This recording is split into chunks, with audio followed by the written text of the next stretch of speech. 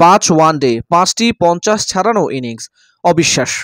দক্ষিণ আফ্রিকার young batter Matthew ব্রিসডে বিশ্ব ক্রিকেটের রেকর্ড বুকটাকে ওলটপালট করে ফেলেছেন এই ব্যাটার।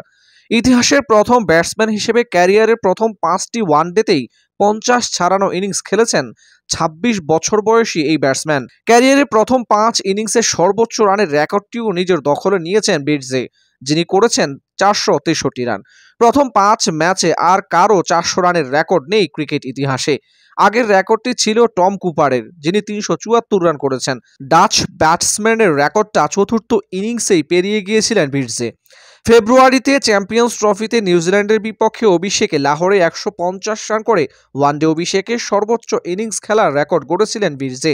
এরপরই পাকিস্তানের বিপক্ষে 83 রান করার পর অস্ট্রেলিয়া সফরে 2 ম্যাচে করেছেন 57 এবং 88।